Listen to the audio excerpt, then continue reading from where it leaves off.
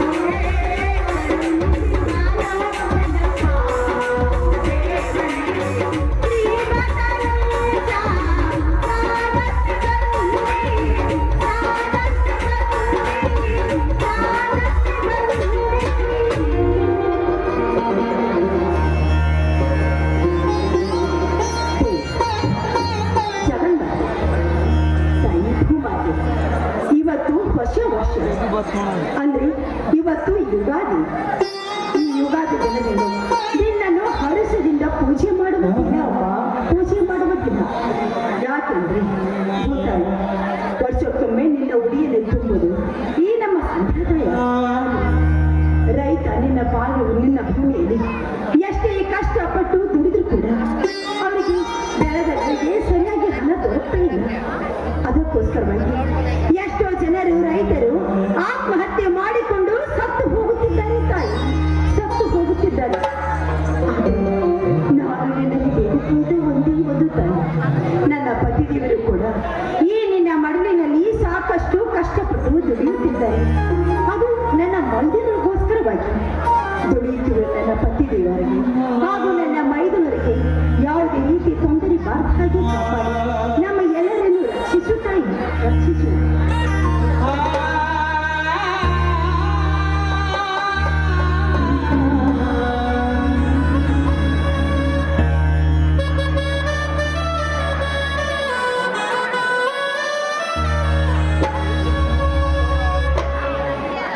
ಲಲಿತಾ, ಲಲಿತಾ, ಬನ್ನಿ ಸ್ವಾಮಿ, ಈಗ ಬಂದ್ರ? ಅಲ್ಲರಿ ಒಬ್ಬರೇ ಬಂದಿದ್ರಲ್ಲ, ಭದ್ರ ಬರ್ಲಿಲ್ವೇ? ಅವನು ಹಿಂದೆ ಬರುತ್ತಿದ್ದಾನೆ ಲಲಿತಾ. ಮಾವಿನ ತೋಟಕ್ಕೆ ಹೋಗಿ ಮಾವಿನ ಸೊಪ್ಪುಗಳನ್ನು ಕಿತ್ತುಕೊಂಡು ಬಾ ಅಂತ ಹೇಳಿ ಕಳಿಸಿದ್ದೇನೆ. ಹಾ, ಅದಿರ್ಲಿ ಲಲಿತಾ, ನಾನು ಈ ಭೂಮಿಯನ್ನು ಅಗೆದು ಹೆಂಟೆಯನ್ನು ತೆಗೆದುಕೊಡುತ್ತೇನೆ. ನೀನು ಅದನ್ನು ಪೂಜೆ ಮಾಡು, ಆಯ್ತೇ? ಆಯ್ತು ರೀ.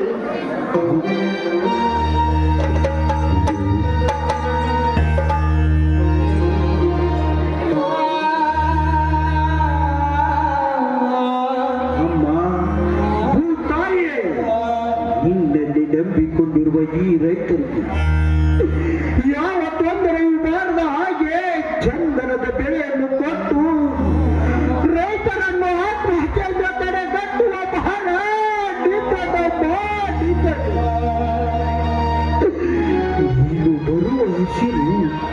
ನೀನು ಬರುವ ಹಸಿರು ರೈತರಿಗೆ ಉಸಿರಾಗಬೇಕು ವಿನಃ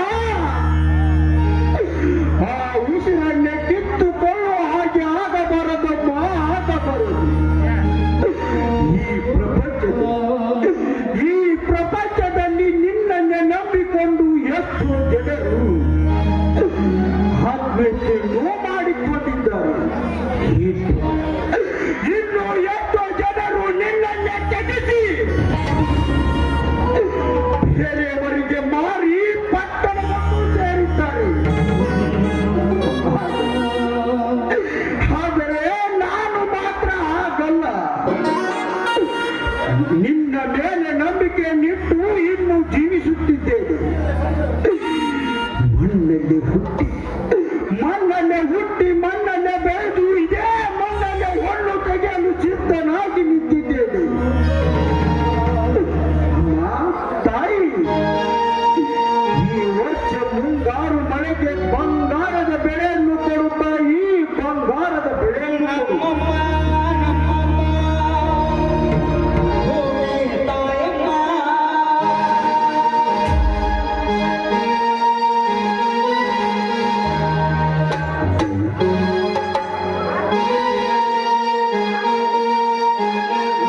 ಒಂದು ಹಾಡನ್ನಾದರೂ ಹಾಡಬಾರದು.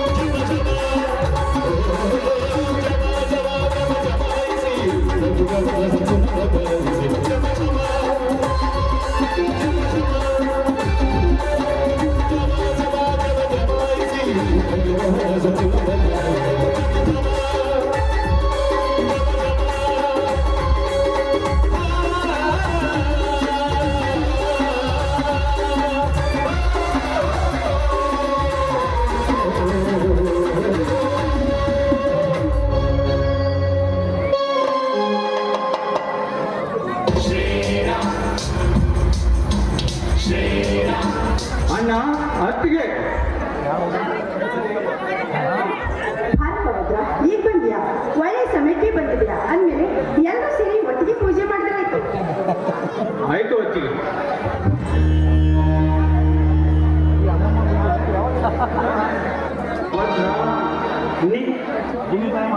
ಭದ್ರ ನೀನು ಕಲಿತವು ಈ ಹೊಲ ಗದ್ದೆಯಲ್ಲಿ ದುಡಿದು ಬೇಡಪ್ಪ. ಎಷ್ಟೇ ಆದರೂ ನೀನು ಓದಿದವು. ಪಟ್ಟಣದಲ್ಲಿ ಯಾವುದಾದರೂ ಕೆಲಸ ಮಾಡಿಕೊಂಡು ಹಾಯಾಗಿರಬಾರದೆ.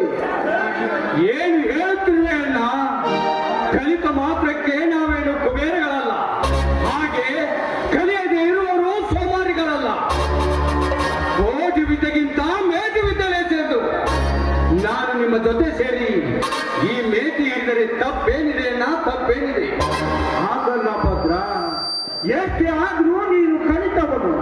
ಕಲಿತ ಕೈಗೆ ಕಿರುಕುಳ ಕೊಟ್ಟು ಸಂಕಟ ಪಡಿಸಿಕೊಳ್ಳುವುದು ಬೇಡಪ್ಪ.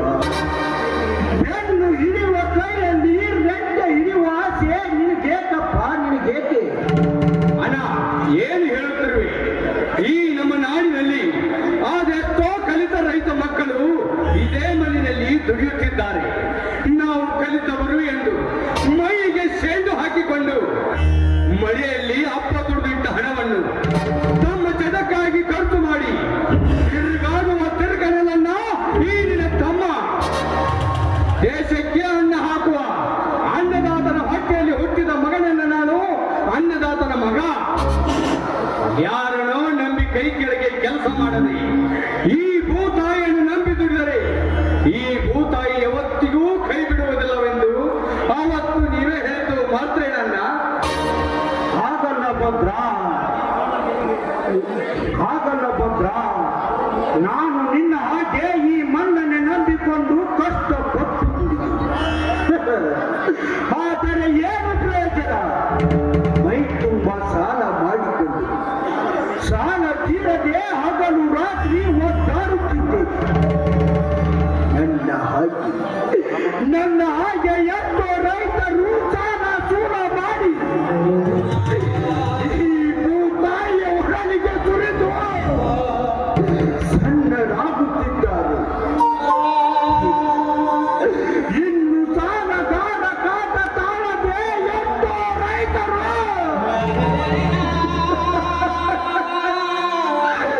ವಿಷ ಸೇವಿಸಿ ಆತ್ಮಹತ್ಯೆಯನ್ನು ಮಾಡಿಕೊಳ್ಳುತ್ತಿದ್ದಾರೆ.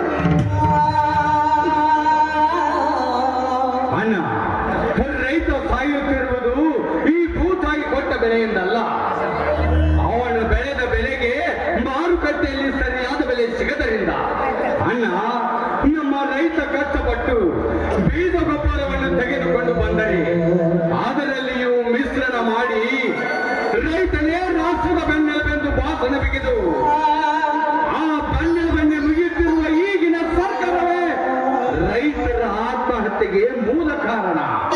ಅಲ್ಲಮ್ಮ, ಈ ನಮ್ಮ ಭಾರತ ರಾಜಕೀಯದಲ್ಲಿ ತಮ್ಮ ತಮ್ಮ ಸೀಟಿಗಾಗಿ ಹೊರದಾಡ್ತಾರೆ ವಿನಃ ನಮ್ಮಂತ ರೈತರಿಗಲ್ಲ, ನಮ್ಮಂತ ರೈತರಿಗಲ್ಲ. ಭದ್ರ, ನೀನು ಹೇಳುತ್ತಿರುವ ಮಾತು ನಿಜವಿದೆ. ಆದರೆ ಸರ್ಕಾರ ಕೊಡುವ ಬೀಜ ಗೊಬ್ಬರಗಳ ಬೆಲೆ ಮಾತ್ರ ಗಗನಕ್ಕಿದೆ. ಆದರೆ ಈ ರೈತ ಬೆಳೆದ ಬೆಳೆಗೆ ಬೆಲೆ ಇಲ್ಲದಂತಾಗಿದೆ. ಇದೇ ರೀತಿ ಮುಂದುವರಿಯುತ್ತಾ ಹೋದರೆ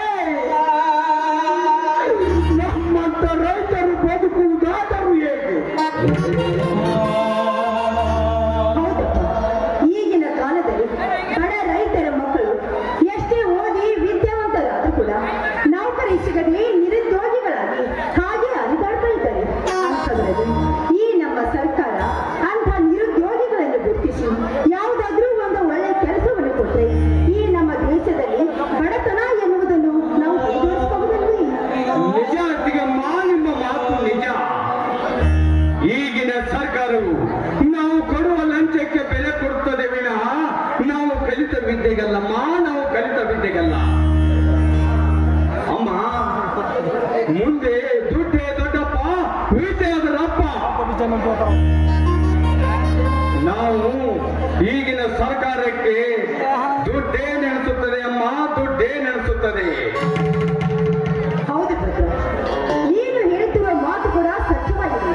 ಯಾಕೆಂದ್ರೆ ಇಂದಿನ ಈ ನಮ್ಮ ಸರ್ಕಾರ ತನ್ನ ಕುರ್ಚಿಯನ್ನು ಭದ್ರಪಡಿಸಿಕೊಳ್ಳೋದಕ್ಕೋಸ್ಕರವಾಗಿ ಹೋರಾಡುತ್ತೇ ವಿನಃ ನಿರುದ್ಯೋಗಿಗಳಿಗೆ ನೌಕರಿ ಕೊಡಬೇಕು ಅನ್ನೋದ್ರ ಬಗ್ಗೆ ಯೋಚನೆನೇ ಮಾಡುವುದಿಲ್ಲ.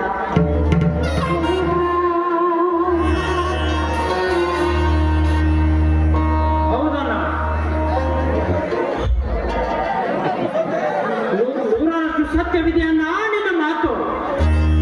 ವಿದ್ಯೆ ಇಲ್ಲದವನ ಬಾಳು ಹತ್ತಿಗಿಂತಲೂ ಕೀಳು ಎನ್ನುವ ಮಾತು ಬದಲಾಗಿ ವಿದ್ಯೆ ಕಲಿತವನ ಬಾಳು ಹೇಸರ ಗತ್ತೆಗಿಂತಲೂ ಕೀಳು ಎನ್ನುವ ಆಗಿದೆ ಅಣ್ಣ ಈಗಿನ ವಿದ್ಯಾವಂತನ ಪರಿಸ್ಥಿತಿ.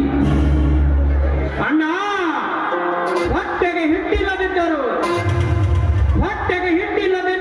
ಕಷ್ಟಪಟ್ಟು ಓದಿ ಭೂಮಿಗೆ ಭಾರವಾಗುತ್ತಿರುವ ನಮ್ಮಂತ ನಿರುದ್ಯೋಗಿಗಳ ಸಂಖ್ಯೆ ಹೆಚ್ಚಾಗುತ್ತಿದೆಯನ್ನ ಈ ನಮ್ಮ ಭಾರತ ದೇಶದಲ್ಲಿ. ಹೌದು ಮೈದ, ಈಗಿನ ಕಾಲದಲ್ಲಿ ಅಂತ ಪಾಪಿಗಳೇ ಹೆಚ್ಚಾಗಿ ಬಿಟ್ಟಿದ್ದಾರೆ. ಯಾಕೆಂದ್ರೆ ನಿಮ್ಮಂಥ ಕಲಿತವರಿಗೆ ಯಾವುದೇ ರೀತಿಯಾಗಿ ನೌಕರಿಯನ್ನು ಕೊಡುತ್ತಿಲ್ಲ ಈ ನಮ್ಮ ಸರ್ಕಾರ. ತಮ್ಮ ತಮ್ಮ ಕುರ್ಚಿಗೋಸ್ಕರವಾಗಿ ಬಡದಾಡುತ್ತಾರೆ ವಿನಃ ನಿಮಗೋಸ್ಕರವಾಗಿ ಯಾರು ಇಲ್ಲಪ್ಪ. ಹೌದು ಲಲಿತಾ, ಈಗಿನ ರಾಜಕೀಯ ರಾಯಭಾರಿಯಲ್ಲಿ ಜಾತಿ ಎಂಬ ದಾನ ಮೇಲೆ ನಿಂತು ಹೊಯ್ದಾಡುತ್ತಿದೆ. ಇದು ನಮ್ಮ ದೇಶ, ಇದು ನಮ್ಮ ನಾಡು, ಇದು ನಮ್ಮ ಊರು ಅನ್ನುವ ಬದಲು ಇದು ನಮ್ಮ ಜಾತಿ, ಇದು ನಮ್ಮ ಪಕ್ಷ ಎಂದು ನಾವೇ ಹೊಡೆದಾಡಿ ಕೊಡುತ್ತಿರುವುದು.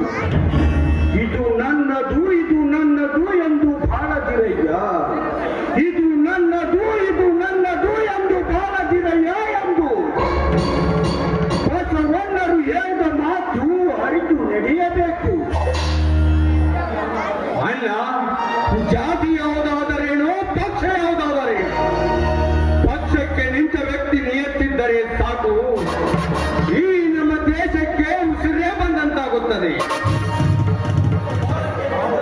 ನಾವು ಭಾರತೀಯರು ಎಲ್ಲರೂ ಒಂದೇ ಜಾತಿ ಎಂದು ತಿಳಿದುಕೊಂಡು ಒಬ್ಬ ಒಳ್ಳೆ ವ್ಯಕ್ತಿಯನ್ನು ನೋಡಿ ಓಟು ಹಾಕಿದರೆ ನಾವು ಹಾಕಿದ ಓಟಿಗೆ ಬೆಲೆಯಾದರೂ ಸಿಕ್ಕಿತನ್ನ, ಬೆಲೆಯಾದರೂ ಸಿಕ್ಕಿತು. ಹೌದಣ್ಣ, ನಮ್ಮ ದೇಶದಲ್ಲಿ ಪ್ರತಿಯೊಂದು ಪ್ರಜೆಗಳ ಒಂದೊಂದು ಓಟುಗಳು ಒಂದಕ್ಕಿಂತ 100ರಷ್ಟು ಬೆಲೆ ಇದೆ. ಆದರೆ ಅಂತ ಬೆಲೆ ಇರುವಂತ ಒಂದೊಂದು ಓಟುಗಳು